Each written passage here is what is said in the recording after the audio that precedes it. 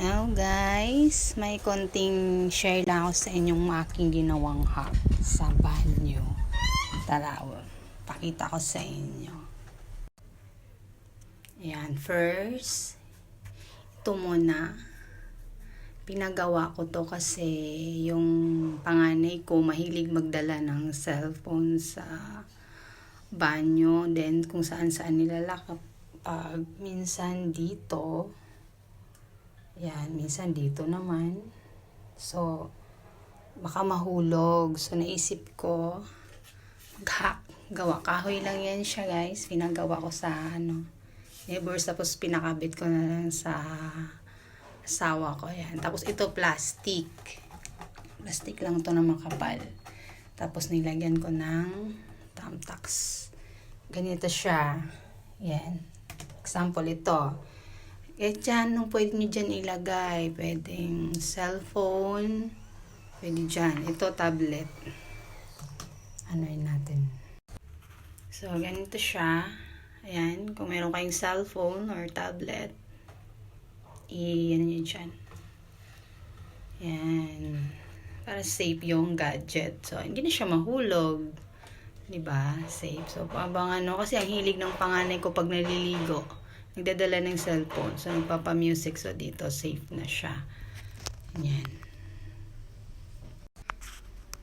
Then, ito, second, ito.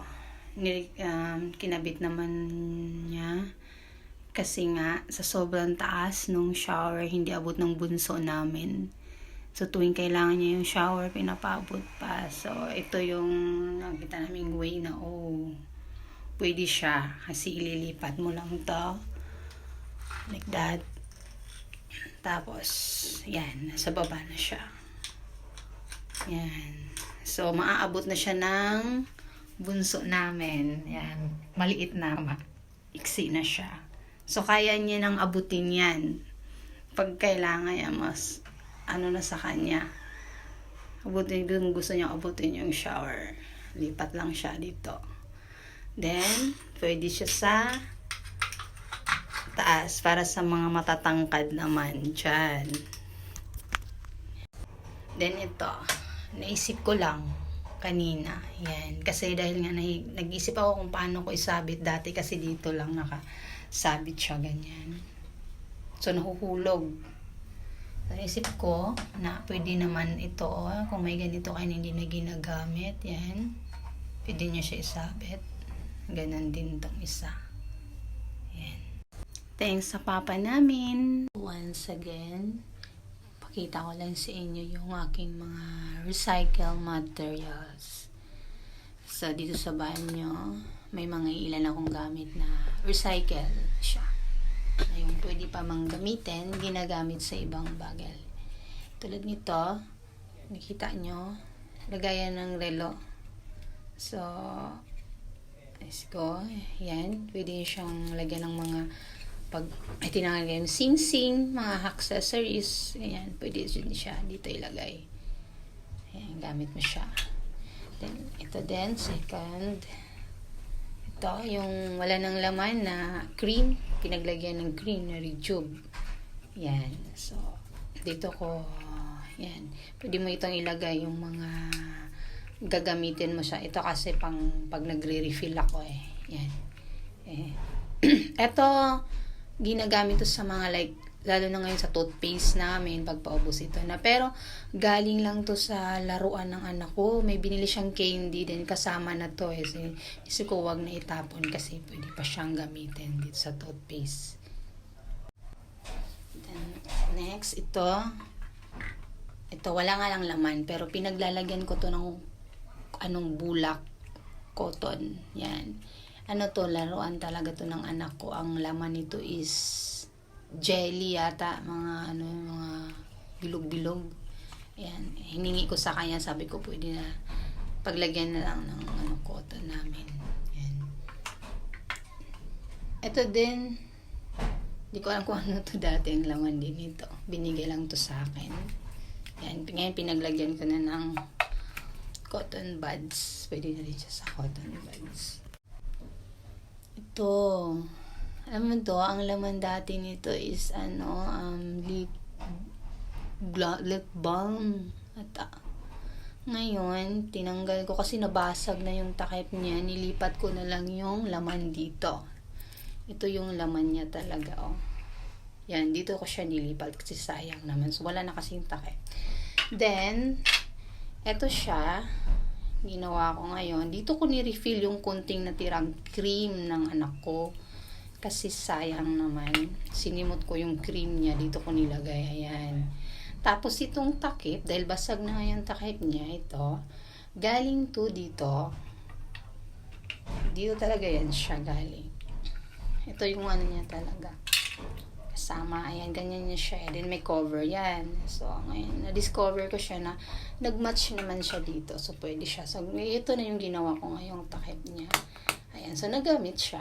Diba? Sayang naman kasi.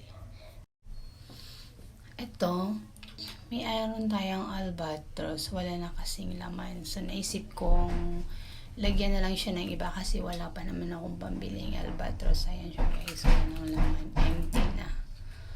So, dito meron akong pads.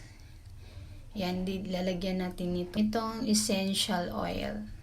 Yan. So, itong lavender yung napili ko kasi favorite ko yung odor niya, mabango siya. So, ito yung ilalagay natin dito. Galing siya dito, guys, yan. Ito yung lagayan niya talaga, pinaka-original yung lagayan. So, kumuha lang ako ng isa para ma-refill natin doon.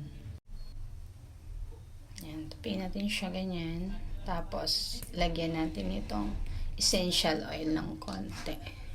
Mabango to siya. Favorite ko yung ano nito. Kulay yan. So, yan siya, guys. Ganyan lang. Naamoy ko na siya. In fairness, ang bango niya talaga.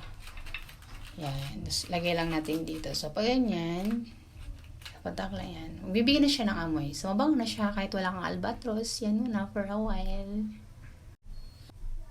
Ito yung iba niyang mga kasama. Ayan. May orange, lavender, lemonade. So, ito lang. Minsan, magmasakit ang ulo ko. Isipon ako itong dalawa. Yan. Maganda siya pag mayroon kang nararamdaman. Medyo gusto mo ng fresh na maamoy. Mint. Yan. Dito ko lang siya ginagamit.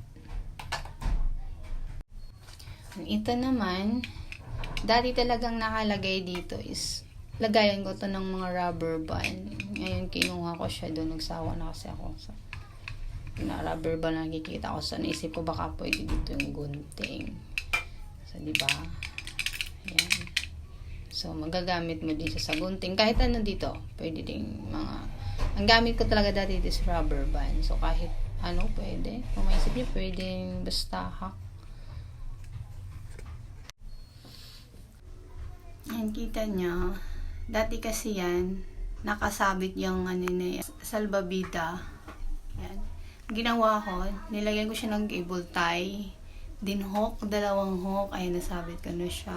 Kasi ayaw ng anak ko ipatupi. So, nisip ko dyan ko na lang siya isabit. Kasi dati, nakasabit yan dito sa shower lang. So, ang gulo na kasi tingnan parang pangit na kung dyan ko pa siya ibalik. So, ang ginawa ko, dyan ko na lang siya sinabit. So, isa ulit na hook.